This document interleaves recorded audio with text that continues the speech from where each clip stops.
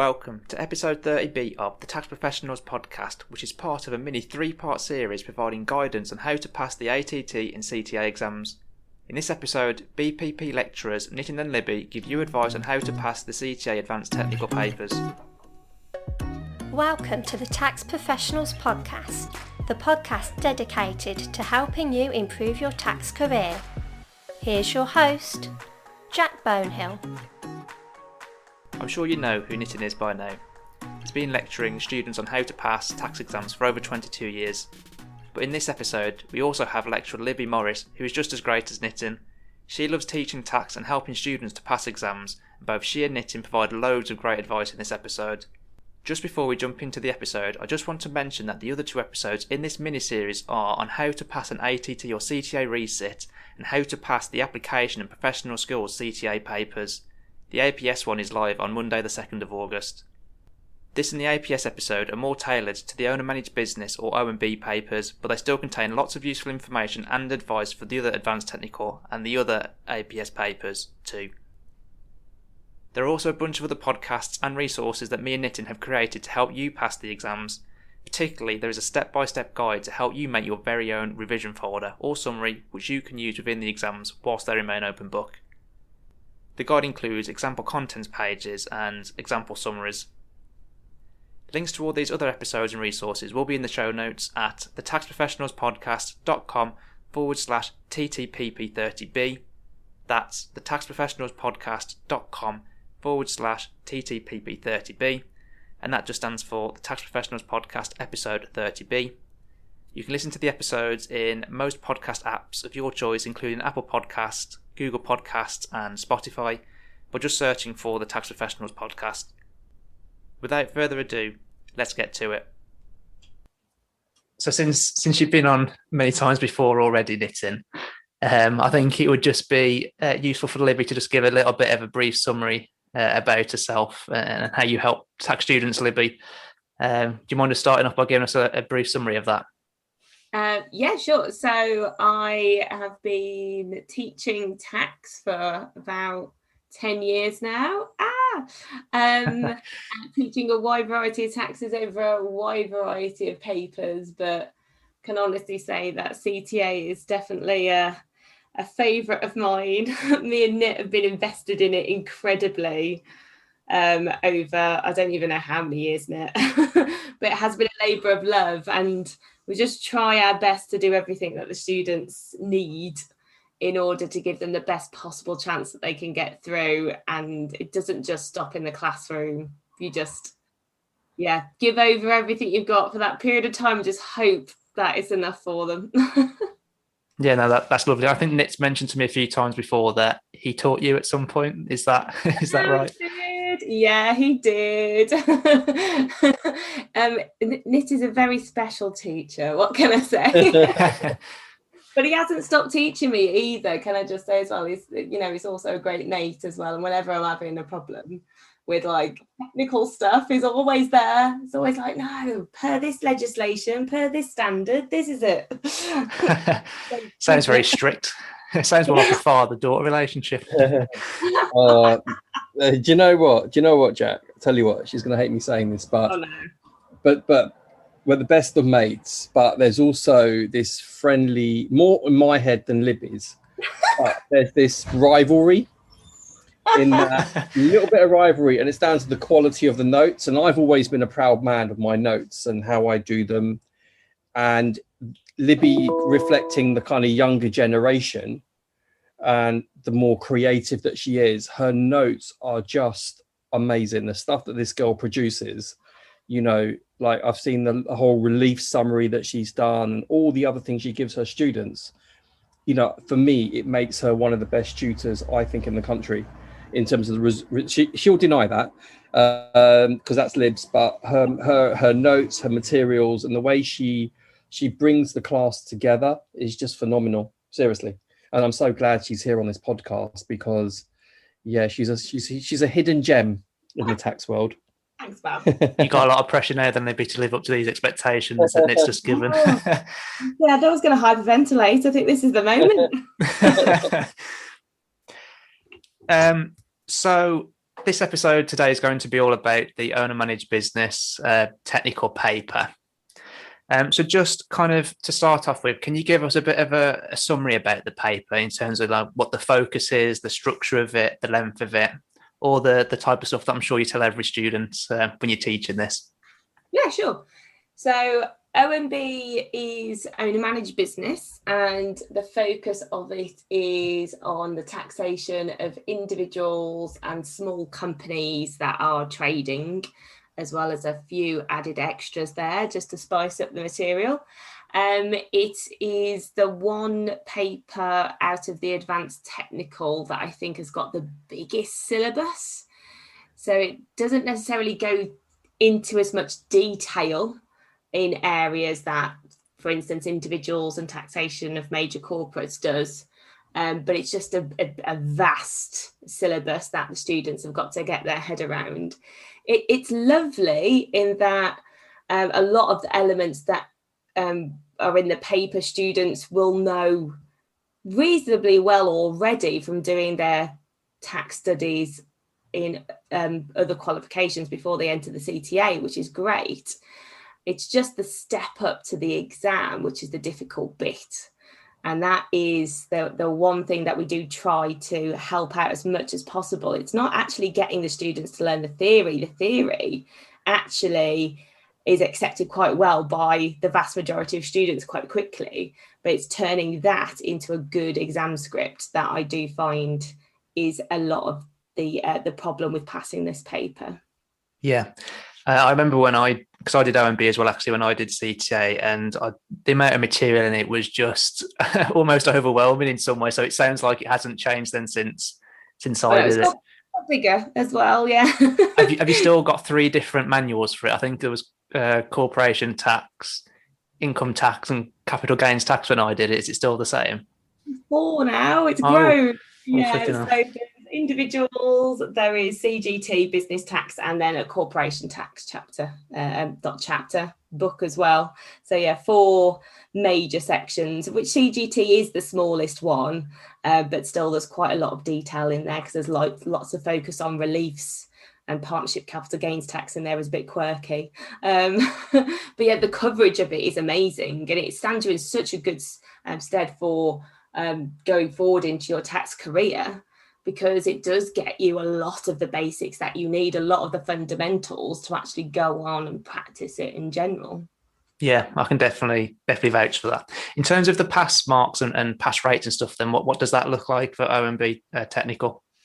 So the unfortunate thing about the pass mark is 50, which is good. The pass rates, unfortunately, I think this is the same for all of the CTA papers, they fluctuate dramatically sitting on sitting. So sometimes you could have a 60% pass rate, and then sometimes it could drop to 30. And I keep on telling the students that, team, it's not on you a lot of the time. It's not because you haven't worked hard. It's not that you haven't committed. Yes, obviously we're going to see what else we can do to try and get you over that mark next time.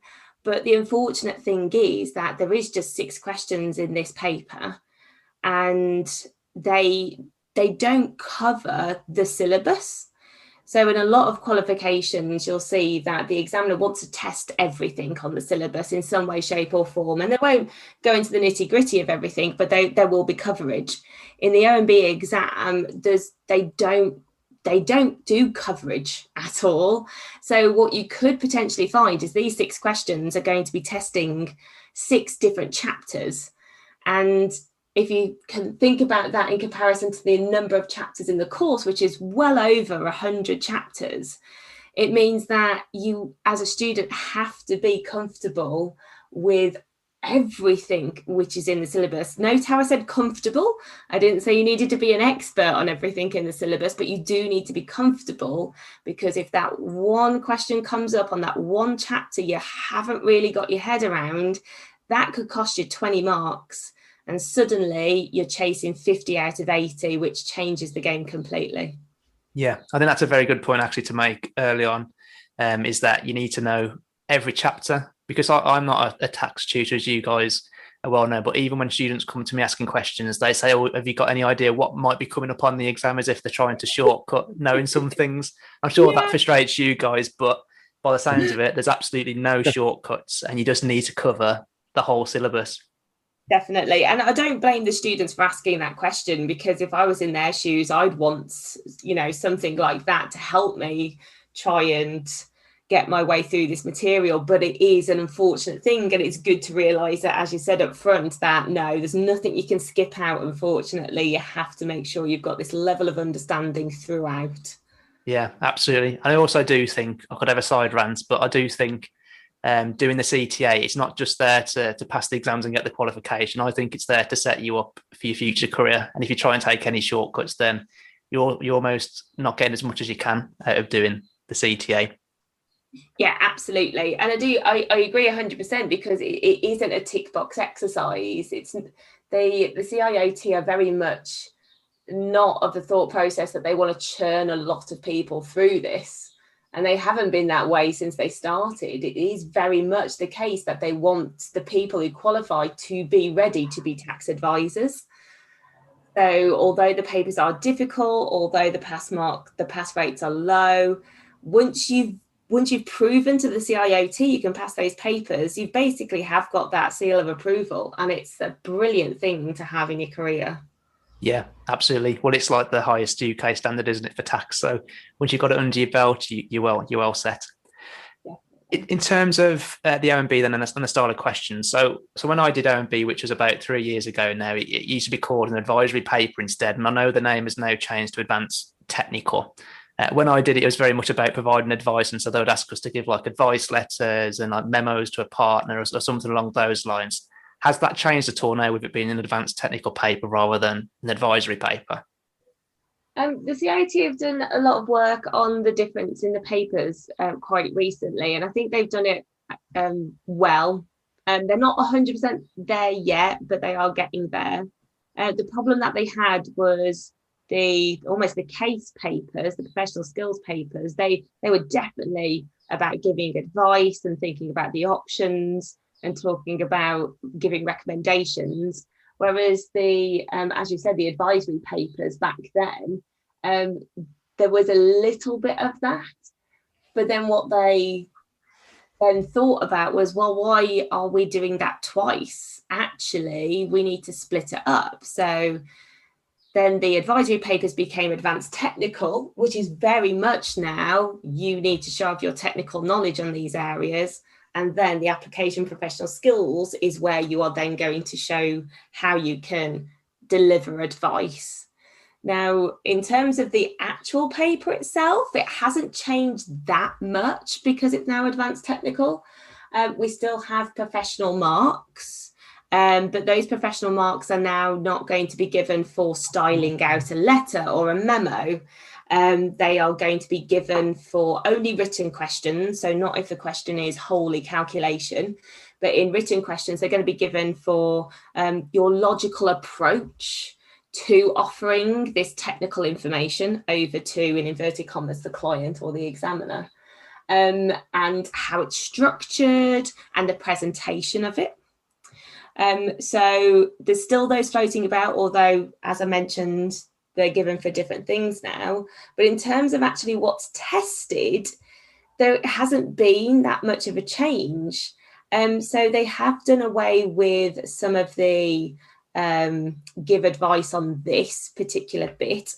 However, students in some questions still have to give the options available. So when it comes to loss relief questions, for instance, there isn't going to be a question out there which is just going to ask you to just give all of the theory of loss relief. You do have to apply it in order to show your technical ability. And in order to do that, you do need to state what options are available. And the conclusion at the end is the advice that's not worth very much. So the good news is that actually not a lot has changed from the technical papers perspective, which is good, because then the past paper questions, I think, are still very much relevant. And the more past paper questions that you can go through before this exam the better, from as early on as you possibly can. So, Jack, adding on to that, what Libby has said, this has been the biggest problem with students. Anyone listening to this podcast is that the students will get the material, they will read the material, probably even learn it, revise it, whatever they want to do with it, and they stop there, and they think that is enough to pass the exam. And it's exactly what Libby said. Is at BPP, we try and encourage them to say, okay, you've learnt the content, now apply the content, apply that knowledge. And that is why students are not passing, and with the past paper questions, that when a student does a number of questions, the student then expects the same question to come up. Okay, and 9 times out of 10, it will catch them off guard, because there'll be a slight twist and they can't cope with that, and so they're kind of rote learning or learning set patterns. And if a student just took a step back and just learnt their tax and was just a little bit fluid and more flexible with that, then they would all pass first time. Yeah, I always think that's the difference between understanding the material and just memorizing it almost. If you understand it, you will be able to apply it in different circumstances. Whereas if you just memorize the answer to one past paper question, maybe you could answer that question very well, but anything that's slightly different, you just wouldn't be able to do. So then that emphasizes the point there, doesn't it? Yeah, and a really good example, Jack, was the November 2020 paper. It was all to do with share options and an EMI share scheme. And the number of students that contacted me, and I'm sure Libby as well, about there was this really horrible share options question. We've never seen anything like it. And when you break it down and you dissect it, it was literally ATT level, but there was a lot going on within the question. But the students, a lot of them that panicked, didn't actually approach the advanced technical skills of breaking it down into bite-sized chunks. And had they done that, they would have done really well on that question. Yeah. As an example. It's a very good point. I also think actually that's why it's good to practice past questions and that as if you're doing it from scratch, like in an exam condition, because then you'll kind of almost find the holes in your knowledge or your understanding. So then you can go away, work on that, and then make sure if something similar comes up in the future that's slightly different again, that you've mastered it. Yes. I think that's a very good point as well, Jack, because another thing that I think if students know early on, they'll be much better prepared for the exam, is how to actually look at a past paper question. So you said do it to time, which I think is absolutely one of the key skills you need to do. Maybe not for every question, but definitely a huge chunk of them.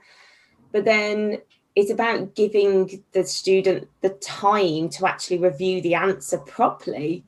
Because what I found was a lot of students were just skim reading the answer and going, oh, yeah. And I'm like, wait, no, you have to actually look at it more in depth than that, because you have got some things wrong. We're never going to be perfect. I mean, me and Nit, try perfection, but never are. And I say you've got to break down the answer into some categories and understand why you've got things wrong. Because the main issue is you might not know the area. And if that's the case, then that's okay. But you then have to go away and start reviewing that area again. Don't just think, oh, I'll do better next time, because you don't have that backing. So just accept it and go and do that revision again. The next thing is it could have been a silly mistake that you did. And, we're all human and we're going to make silly mistakes in the exam as well. So when it comes to things like that, it's just making a note of it and try not to do again next time. But I think actually the main issue that students will have, and the main thing that they don't actually spend time on, is they haven't read the question properly. So they can't see how that question has resulted in that specific part of the answer. And I think if the students spend a little bit more time on that as well, it will give them that deeper understanding if something similar or a similar scenario comes up next time. Yeah, that makes absolute sense. Just before then, we kind of jump into how you suggest students would prepare for the OMB exam. And I know we've kind of talked about that you shouldn't just ignore some areas of the syllabus and that you should be comfortable with all of it, in the words that you chose, which I think was a good way to put it. Are there any particular areas that you must absolutely master from this syllabus? Like, are there any parts that you think students need to know from back to front in order to to give themselves the best chances of passing? Unfortunately, I'm going to give the same answer that I give to all my students, which is I am not going to give you a priority listing, because as soon as you give that, then I think the students do tend to focus on those areas and do let the other bits slide. What I will say is that if you don't know your basics, there is no point in learning the more technical stuff. And again, it's just a realization and an acceptance. A lot of people don't want to spend time on the basics because they feel as if, oh, it's a waste of time. But actually, it's so crucial that they understand how it all fits together. As Nit and you both said, the students need to be flexible with the theory so that they can apply it properly, but you can't do that unless you know the basics. So go through your fundamentals first of all. Once you're happy with your fundamentals in each of the areas, then you can start layering on those quirkier bits, as it were, the bits that they do find exciting and the bits they do want to spend their time on. And then as well as that, and I know Nit will definitely agree with me here, please do not overlook your admin. Oh God, don't get me started. We know admin is dull, we know admin is boring, but it is so crucial to get some easy marks in the exam. So do spend some quality time with the admin chapters. I'm going to go even further. I'm going to be a bit more stricter than Libs on this one. I even say to students, look, if you don't learn the admin, you don't deserve to pass. And I have seen students get, in my years and years of teaching this, get 49, 45% when they've missed a 10-mark admin question. Yeah. And what you got to remember, Jack, you said this, that this is about being a tax advisor, and admin is our bread and butter. It's our core. And if you're a student that hasn't done the admin, it will be questionable how you can then be a member of such an amazing institute. Admin is kind of one of the easiest things as well, because a deadline of the 6th of July, for example, is a deadline. Like, it's always going to be the same. You don't really have to apply the facts or anything to that, do you, to think of something different? So in terms of easy marks, it surely is one of the easiest areas. But Jack, there's a deeper thing to this, right? If you're in practice and you look after that, and you miss the 6th of July deadline for one of your clients, not only are you going to be answerable to your client, but also to your partners.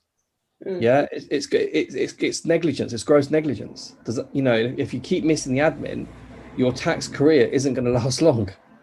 Making the claims, making the elections, it's what we do. And I think students listening to this podcast need to realize, if you want a career in tax, admin is part and parcel of it. So embrace it with open arms. Agreed. So now we can move on from Nitin as telling off anyway. We'll move on to the next section. So then let's kind of go through the stages then. So I've kind of split it down into the study phase, revision phase, and just before the exam. I mean, you guys might have a better way of breaking it up than me, but could we just kind of go through each of those then and kind of go through what you suggest a student should do to make sure that they properly prepare and give themselves the best chance of passing? Well, so I don't see it as much as a study phase and a revision phase myself, and I don't know whether Nit agrees with me, but from my perspective, the things that you do at revision are the things that you have to start doing at the study phase as well. All our courses start really early. So for the November sitting, we actually start teaching at the back end of July.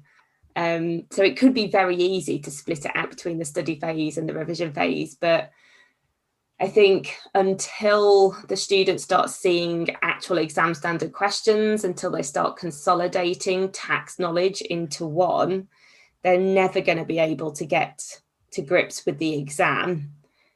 And I don't think leaving that process until a month before the exam, let's say, is going to be enough. So I think maybe force is the word. I force all of my students to consolidate all of the information right from day one. So for instance, yes, we may start looking at income tax and start looking at employment income, but at the same time, I am also going to expect you to know and understand, and we'll talk about it together, obviously, well, how does that look like from the employer's perspective?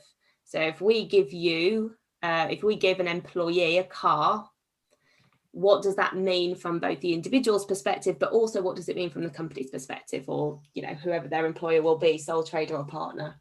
And then as well as that, it's not just a specific type of tax as well. I want you to understand right from the get-go, well, what are the income tax, NIC, CGT, corp tax and admin issues surrounding this? Because I think another thing that students don't often know or identify very quickly is that although the exam questions do change, and they change considerably, you can have a look at a question and think it's absolutely nothing you've ever seen before, but the scenarios that they give us can't change that much. I mean, tax is exciting, I feel it is anyway, but there's only so many scenarios that they can give us at the end of the day relating to certain elements of it. But what could change is the requirement itself. So, for instance, you could have a requirement which talks to you about tax implications, and tax implications, the whole story. But in the next question, they could just ask you for what's going to happen on the P11D and what's going to happen from NIC. Now, the students are potentially going to see that as a completely different question. Oh, it's blown my mind. But I'm saying, no, it's the same question. They're just asking you for different pieces of the puzzle. So if you know the whole jigsaw puzzle, then you will be able to tackle any question that comes up with that scenario, because you just need to pick which pieces you then put down on your answer. Yeah, absolutely. That makes sense. I think it was probably a bad way of me kind of asking that question, and because obviously before you can jump into questions anyway, I mean, everything you said, I absolutely, completely agree with. But you obviously have to have the knowledge first before you tackle a question. You couldn't jump straight into a question, could you? And then, you know, do it. So kind of what level of understanding should someone have before they attempt a question? Is it just the case of going through the study manual on that chapter and then attempting some questions, or do you recommend something different? I would say that it would be ideal if a student was able to break down the knowledge, not by tax, but by area. So, for instance, we were talking about employment benefits. So I would say, right, make sure you go through the manual to find out what the income tax implications are, then go and dip into the NIC to have a look at what the NIC implications will be, then go and have a look at the admin to see about that, then go and have a look at the corporation tax to see about that. And then once you've gone through each of those elements, then you will be ready to have a go at an employment question. Okay. Is there, so this is kind of the follow-up question that I would have, I think, if I was sitting, because I never studied in that way. I kind of went through the manual one at a time. So I would go through income tax, then capital gains tax, and then corporation tax, for example. That's the way I personally did it. How can a student then go about kind of locating the right chapters to then look at if they want to do it on a scenario basis instead? Is there an easy way for them to do that? So the NIC and the income tax fits very nicely together. I think those chapters really work. So it's quite easy to find out how those link together.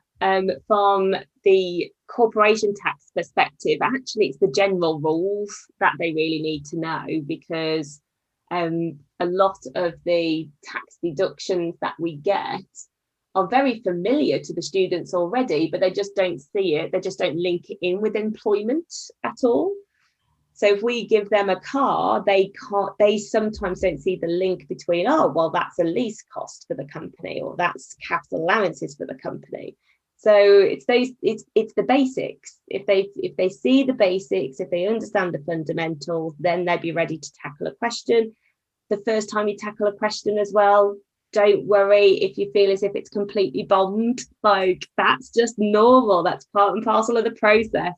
But as I said before, it's not so much about, initially, it's not so much about getting your answer down on paper, but it's about spending time with that answer and figuring out what you then need to do from there to get better. Yeah, that makes sense. I suppose it's almost, I like to call it kind of active reading almost. So when they're going through and learning the material, it's almost like thinking, what are the other implications of this? And then kind of connecting all the dots. It sounds like that's what you're trying to do based on the scenario, you know, connect the dots to the different types of taxes or the different perspective that might need to be considered, even though it might be asking about the same tax, for example. Absolutely, yeah. And then even if the question hasn't asked you for something, so let's say it was just concentrating on P11D and NIC, you could then just, stretch yourself a little bit more and say, okay, but what if they asked me for what the corporation could deduct? Or if they were just focusing in on the corporation tax deduction, you could say, okay, but what if they had asked me for income tax? Yeah. Yeah. So kind of extending on the question. Don't just go for the easy side of it and answer the question that you give, and think about the other questions that they could ask as well. Agreed. Yeah. And just yeah. adding that, Jack, the May 2021 last question actually did that. It was the first time we've seen the examiner write one of those questions where it was a multifaceted question, where I think it was to do with a car and maybe some other benefits, and it was something about the net cost to the company. And that's something we see on other qualifications. So we can see that it's becoming more advanced technical in that respect, like advisory, and what Libby's saying is absolutely spot on. It's exactly what we do. Is, there's no set piece taught on revision. I think students need to act. The mantra that we have is revision starts from day one of the taught course. And that's key. And that's where I think a lot of students go wrong, where they have it in their heads, I'll get the learning phase over and then I'll be ready for questions. That will never happen. They're not ready, because, and the way that Libby and I teach our courses, we actually show them directly and indirectly past paper questions. Mm-hmm. And sometimes it's subtle. We won't even make it, a big thing about it. But when they actually see that in one of their mocks or whatever, they're like, oh my God, I spotted that. And they feel that real boost, and it then encourages them to kind of focus on all the points that Libby said, about how you read the question, don't skim read it. And I think that's the message we want to get across in this podcast, is don't study for CTA in the way that you've done your degree or other professional exams. Yeah. This is a very unique beast of a qualification where you have to change your approach and trust your tutors. Yeah, that makes sense. And actually, I can say from my experiences as well of doing CTA, because I went through all the manuals first and did the questions that are kind of at the end of each chapter, etc. When it did come to doing like those exam kind of standard questions, like I did know the stuff and I could do them, but it was taking me such a long time to write my answers to them, just because it was kind of the first time that I was connecting the dots, at least in that level of detail that you need to for the questions anyway. So I think if you can take on board Nitin's and Libby's advice about doing that as you go along, when you do get to that stage, you're going to find it much easier than you would do otherwise. And just for everybody out there, it's going to feel awful when you start doing it. Good time, and you're going to feel as if you need to do a bit more work before you dive into the questions. But believe me, it's never going to be the right time to start. You need to force yourself to just look at those questions, and the earlier you do it, the better it's going to be. Yeah, and I'm going to push it a step further actually and say, even do it for those questions you look at and you have absolutely no idea where to start. If you do those ones, you're going to get a lot from it. Definitely. And Jack, the otbe thing, Libby, tell me what you think on this. I find the way that we teach at BPP, that I find that when we do get to revision, and those students that have listened to us and done what we've asked and persevered, they actually enjoy revision. Yeah. And you do notice it. There's a clear distinction between a student that's done nothing or very little for whatever reason. They really struggle on revision, whereas it's nice to see the student that was initially struggling on the taught phase actually comes through really well. And it's such a big confidence boost. And like Libby says, the way that we teach it, the taught phase is horrific. We're full on, we attack it, we don't hold back. There are sometimes tears and tantrums with students, and we deal with that. But when they get to revision, they're a lot stronger and they're ready to go, and they do pass. Yeah. So, yeah. Makes sense. Does make complete sense. So let's say then that someone has kind of learned all the material, or gone through it at least, and they've been doing questions in the way that you've said as they're going along, connecting the dots, etc. Are there any other things that they should be doing in kind of the phase where it should be like a sole focus on revision rather than learning the material as well? What should they be doing in that stage to pass OMB? I think one of Nit's favourite thing is a watch out list, and I do stand by that a lot as well. Because when you're bringing things together and you're consolidating information, and you're now in a position where you feel as if you can tackle the questions, you're fighting through that that block in your mind and you're putting things down on paper, you still won't be perfect. And again, in the exam, you won't be perfect. We're not aiming for perfection here because it's impossible to understand everything in the syllabus 100%. But the things that you are getting wrong in the questions are the areas that you need to revise. So having that little watch out list of all of the things that you're getting wrong and keep coming back to that list to go over it. When we do find that people who start off with that watch out list quite early, it grows and grows and grows and grows and grows to start off with. So some people say to me at the end of talk phase, I've got a watch out list that's like 5 pages for front and back. I feel scared. I'm like, no, that's brilliant. Because what you've done is you've isolated the areas that you're weakest at. Now let's go and focus on those and make those your strengths. And then what you find is as you go through that process, closer to the exam, that watch out list gets smaller and smaller and smaller because you're now not thinking about those things that caused you a problem before. So definitely a watch out list. And I would say as well, make sure you start, you towards the exam, you need to start pushing away the theory bits. You don't want to be sitting down rereading the study manual, for instance, over and over again. That's not going to help. So if you have got, let's say, a spare 10 minutes and you don't know what to do, the best thing to do would actually be to just have a look at another past exam paper question and just have a think, just plan it out in your mind. You might not even want to write down the answer because you don't have time, but that will be more effective study than it would be to reread the study manual. Yeah, I completely agree with that. I don't think you actually get much benefit from just reading something, especially with the CTA. It's that thought process that is much more important. But just adding to that, let's say a student does go through a question and, it's clear that they've got a lot of areas that they don't know about. Would it be a good idea for them to go to that specific area of the manual, say, and figure out that chapter properly? Or would you still say to not go back and reread stuff? I would say that it's probably not best to go through the theory again as much, but maybe even go to those lovely little question bank questions or even the illustrations within the material.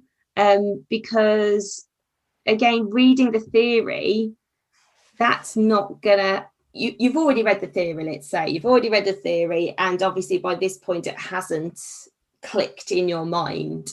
Rereading that theory again is probably not going to be the thing that helps it click, but reading about how it works in reality, reading how it works in scenarios, that I think is what's going to help people push them over the edge and actually get that light bulb moment. So as a last resort, I would read the theory, but the middle ground for me would be going into the illustrations or the questions in the question bank, those smaller ones which are just focused on that area. Yeah, makes sense. So Jack, on that as well, I think when a student gets something wrong, I think the student needs to be, if a student's got everything wrong, like you said, they've made lots of mistakes, okay, it goes back to the root cause of maybe lack of understanding. But you generally find the students need to also look at why they got it wrong. So 9 times out of 10, it is because they misread. Yeah, we do find they misread the question. And so a lot of students kind of waste time as well, trying to research it. And the other thing as well, I say to every student that there will be 20% of every question you cannot do. Okay. And it will be an obscure point, and you will get one student in a million, okay, who will just want to focus on all the obscure points that come up every 50 years in an exam paper or so. And so, again, people have got to use their time wisely. Okay, if it's a genuine knowledge issue and it's exactly what Libby said, go back to some of those questions, question bank questions. And if you're still not getting it, get tutor support. I would say get tutor support before even going to the manual. And sometimes Libby and I find that it's a 10-second fix. It's easy to have a conversation with someone or by email or whatever to get them through that.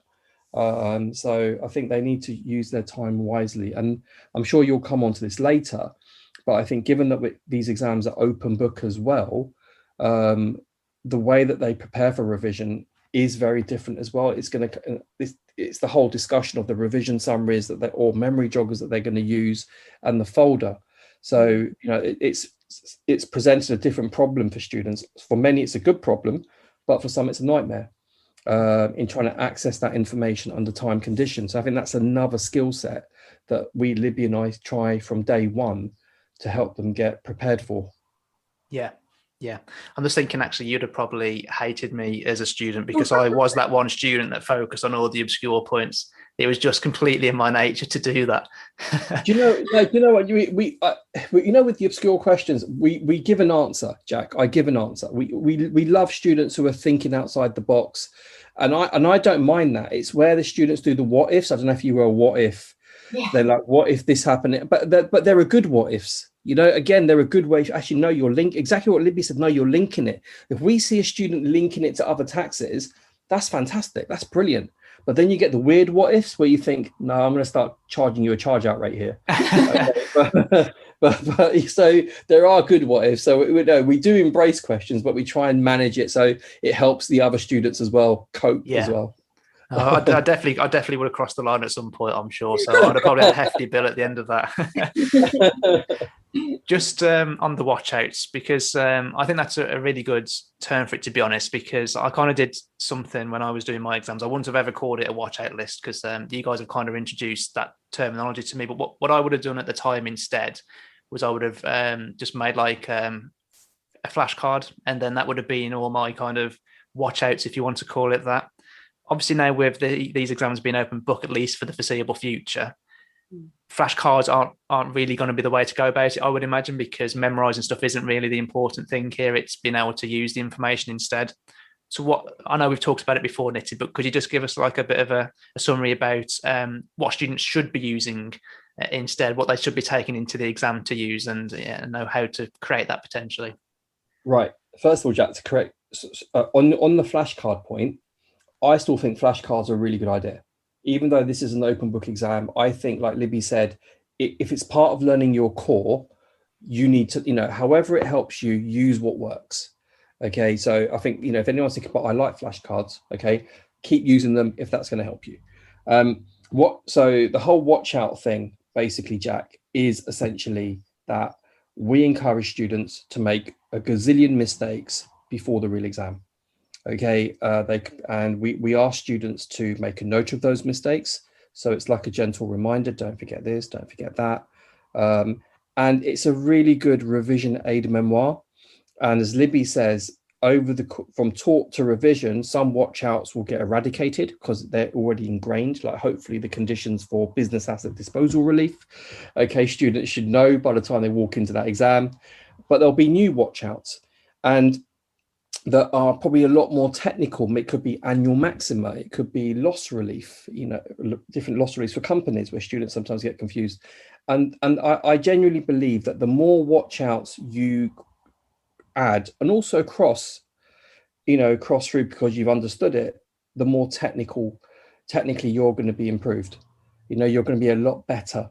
And I was, over the years, it amazes me how much these watch outs help students. I always ask them, who's doing a watch out?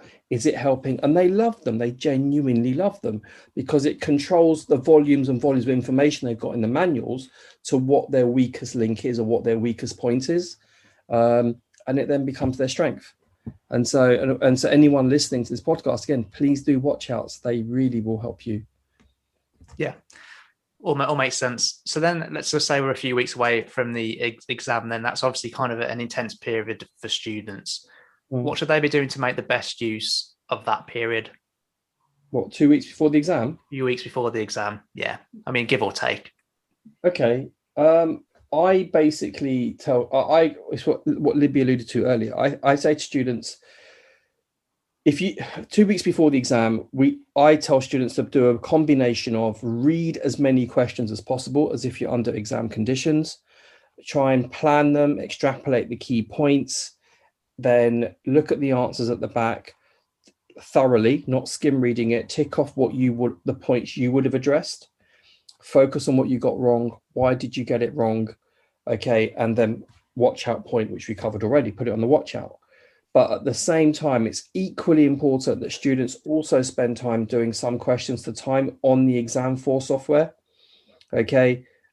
Many students went into that exam, even in May 2021, and I know I have this on good authority, they used that software for the first time in the exam. Okay. And yeah, and no matter how much I, and Libby, we kind of said to everyone, look, practice beforehand. So you've got to do that. But then I always say to students as well, the last 4 days before the exam, no more question practice.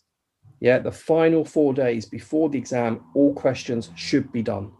And it's really important for students to read over their material, read as many questions that they've done already, make sure their folders with all the content is ready, so that if they find something that, on a topic or say business asset disposal, relief or rollover, they can then decide what in their folder is useful for them to help them apply the answer to the question. So that's how I tell all my students to do it. Makes sense. So for OMB in particular, are there any areas that you think students find most difficult, whether it's a particular topic within the syllabus or, I don't know, the approaching the actual written questions within the exam? Is there any area that stands out that does usually trip students up a bit? Go on, Libs, go on. I'm just thinking, because when I knew you were going to ask that question, I was honestly thinking really hard about over all of the syllabus, what areas students find most difficult. And to be honest, those areas are the difficult bits. So the one thing that stands out to me is the partnership capital gains area, which is not loved by many. And even something as small as opening year rules, which still trip people up even now going through their CTA exams as well, because it's just a weird area. Those areas, yes, if they get tested, will be worth, some marks. It's definitely important to try and get the easy marks out of it. But I think in terms of where students need to focus, from my experience from reviewing loads and loads of mock scripts, it's not so much the technical knowledge. I honestly do believe that most students who go through this process are ready for the technical stuff. They know the stuff. Agreed. But actually writing it down is where we're missing a beat here. And it can be something so simple as, right, do me a capital allowances calculation and explain to me what you've done. And you think that, well, generally, especially the basics of capital allowances, I would like to think that 95% of the students would be comfortable with the vast majority of the capital allowances rules. But when you see them writing an answer, the presentation of the pro forma, and as Nick mentioned, especially on exam 4, can look weird and wonderful. And if the marker can't understand what you've done, they can't mark it. So the presentation of the calculation is often a problem. But as well as that, they find it difficult actually explaining what they've done in note form at the bottom. Mm-hmm. And you can have two totally different answers. You could be the student who's writing a paragraph for every single thing they've done. So for instance, if the car has high CO2 emissions and they've put it in the special rate pool, I mean, that to me is a one sentence, but you'll have some students writing a paragraph, it's War and Peace on it, because they're just worried that they haven't written enough. And then you'll get other students who've written 2 or 3 words. So again, it comes back to looking at past exam paper questions and really looking at the answer. And on top of what we've already said, identifying what you've done wrong and why, but also have a look at what they've done, have a look at how it's actually presented, and try and think how you can get close to that in the exam. You don't have to aim for it, because the CIOT past paper answers are, wonderfully written, but definitely written over a longer period than the exam. But just to get them an idea of how much the expectation is to write and what the presentation of calculations is. Yeah, I think probably the main point there really is it just needs to be clear, because as you say, really those kind of example answers, it's taken someone much longer than what you have in the exam to write that, so you're never going to get to that. But as long as it's clear and understood by other people, that's surely going to go most of the way in doing that. Absolutely. I think, Jack, the other problem as well is a lot of students complain about time, that they've run out of time. We hear it so often. And one of the things that I find when you're looking at mock exams, like Libby says, when you're reviewing these scripts, is that a lot of students are overwriting. So they're double writing. So, for example, if a question came up on business asset disposal relief for a shareholder, let's say, and it's Miss Jones who's selling her shares in her company, a lot of students will literally write the theory of Badar, War and Peace on Badar, and then apply it to Miss Jones, which will be, and so they've actually written the same answer twice. And I'm sure Libby, it'd be nice to hear Libby's view on this. And I tell students, look, you're wasting time. Literally use the theory to answer the question immediately. So the first thing I told my students to do is, from the question, have you concluded that Badar applies? And the students say, yes. Well, then tell the examiner, Badar applies. Okay, you get credit for that because you've acknowledged it. Then you justify it because she has held a minimum 5%. It's her trading company. She's the MD and she's held it for at least 2 years. That has got you maximum marks in a very short space of time. Okay, and when I've had one-to-one conversations with students, they're like, oh my God, I've not been doing that. And that's the groundbreaking moment. And if students who are listening to podcasts can start doing that through, OMB Advanced Technical and other papers, it's a game changer. Mm-hmm. And that's where we want students to get to. Well, we all know with these exams as well anyway, that time is of the essence. You have so little time to get your answer down. And so really it's almost an art, isn't it, to try and get to a point where you can write as little as possible to get the marks that you need. Yeah. And going back to those students who like to know the pickier points, the prize winner points, again, go back to them and saying, you're not going to have time to write about these. Write about the basics first, gets the easy marks. Yeah, absolutely. We've already talked about this before, Nick, on other episodes, but for people who are just listening to this one and haven't listened to the other ones, what materials do you recommend that students take into this exam with it being open book now? Okay, so ultimately it's the student's choice. Okay, so the student has a number of options. Okay, I'll give out the options first, Jack. So they can take in the study manuals, number one. They can take the memory joggers, number two. My preference is that students need to have their own revision checklist, cheat sheet, summary, whatever you want to call it. Okay, and if that could be a combination of anything there, but it has to be easily accessible. Okay, where say if a question comes up on rollover relief, let's say, they can quickly go to a checklist or something where they can see the key things that they need to discuss, like qualifying asset, time frame, provisional claims. There'll be a gain if not all the sale proceeds are reinvested. So they've got they want quick prompts. And I think where some students are going wrong is they're taking in volumes of information where it's taken them a long time to then find what they need in the exam. And that's been a big downfall for many students. And so I would say have a really clear revision folder with revision summaries, clearly, with clear, either tabbed up or with a clear contents page. And that will really help them. And I would say I want to add this in as well, Jack, is don't waste time quoting section numbers. There is no mark available for quoting a section number. Mm-hmm. And I think they need to move away from that. And I think those would be the key resources. And I'm happy to see what Libby thinks as well on this. So just mean, sorry, then don't quote basically legislation section references. Is that what you mean by that? Yeah, don't copy out chunks from the legislation. And also section numbers. Libby and I get asked a lot, are there marks for quoting a section number? No. There are potentially questions out there which do ask for stating case and legislation reference, and there will be some marks available in those questions, but yes. Even then it's not a massive amount. So Nick's right, the focus should not be writing down section numbers every answer.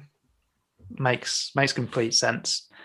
For those who want to kind of create your own folder out there, your revision folder, your summary, your cheat sheet, whatever you want to call it, then me and Nick actually have already pulled together a guide previously on how to do that, and it's step by step. So it'll talk you through all the different things that you need to do in order to create yourself an effective folder that you can take into the exam, and then you can go to those checklists, etc. So you have all that information you need in the exam, and I'll put a link to that in the show notes of the episode.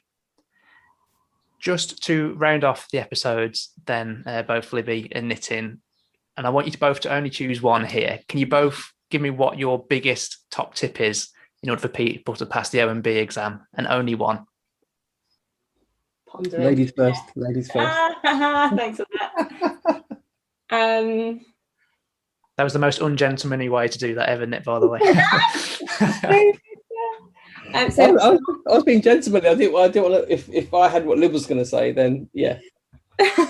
So mine's something that we haven't mentioned before, and it's going to be quite a general one. So I do apologise to everybody listening out there, but I think it's really important. It's about time. I think everybody needs to recognise that it does take a lot of time to get up to the level where you're okay with passing this paper.